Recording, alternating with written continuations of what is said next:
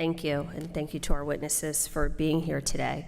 I would first like to note that I am a teacher, and teaching is a profession, not an arena, not something that people just show up and start to do the job. It takes a tremendous amount of training, of skill, of practice, of pedagogy in order to do it. And I've read all of your testimony, and I've heard you today, and I agree with you all about the need to fully fund IDEA, about teacher shortages, about paying in some of these programs. But there was something that I did not hear that I'd like to focus my attention on today. As I said, I'm a teacher. I went through traditional teacher preparation programs. My undergraduate degree was in history and secondary education. In my state, a master's degree is required, so I went on to get a master's degree in curriculum instruction, and then went on to get an advanced degree in education, which is required in Connecticut to be a department head, an administrator, a principal. So I had 9 years of teacher preparation training at teacher preparation colleges.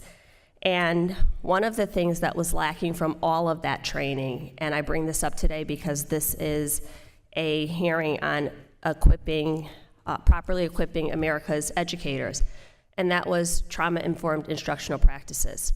I could have never been prepared in all of that 9 years of training for the death of peers of my students, having to be a grief counselor, for school shootings. I was in the classroom when Sandy Hook occurred, just 8 miles down the road from us. I was in the classroom on 9/11. Students coming in with families that are struggling with addiction, divorce, moving. All of those traumatic experiences gravely impacted students' ability to learn.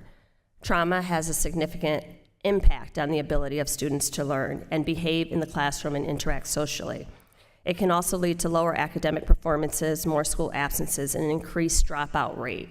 Too often, I saw my colleagues referring students for discipline as opposed to getting to the root cause of the trauma and the environments that they were growing in that were prohibiting them from thriving.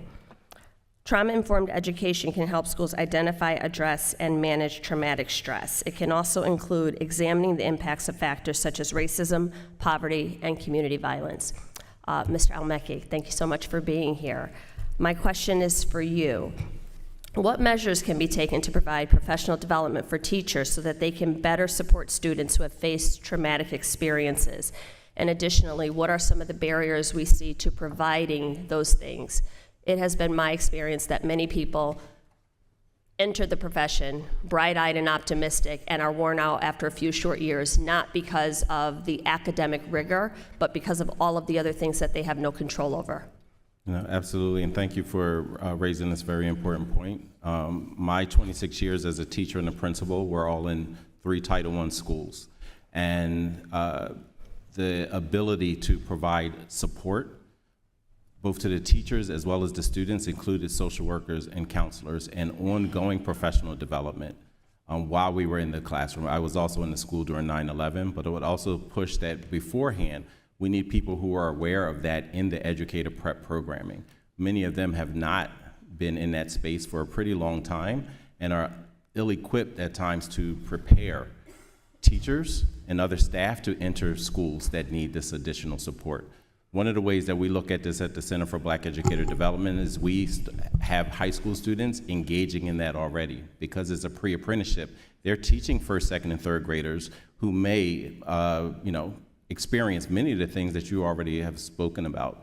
And receiving the coaching, the mentoring, and the professional development as early as 9th grade to think about what does this mean and how does it mean. They've also become stronger advocates for themselves about what they need as current students, but they are clear-eyed and focused as they matriculate through not only high school, but then choosing college and continuing to work with us as college students. So this kind of professional development, training, and support bolsters the education, and children have to be well in order to learn at high rates. I appreciate that, and I appreciate you talking about the full spectrum and not just one class or one training, but ongoing efforts. I introduced the Supporting Trauma-Informed Instructional Practices Act, which authorizes grants designed to help schools improve how they address the complex needs of students coping with devastating adverse childhood experiences, such as parental addiction, abuse, or witnessing violence. The bill will develop or improve prevention, screening, referral, treatment, and support services to students while providing professional development to teachers, school leaders, specialized instruction support personnel, and mental health professionals. These are the types of things that have to be included in any teacher preparation program that is attempting to prepare teachers for what they will experience in the classroom. My time has expired. With that, I yield back. Thank you very much. Let's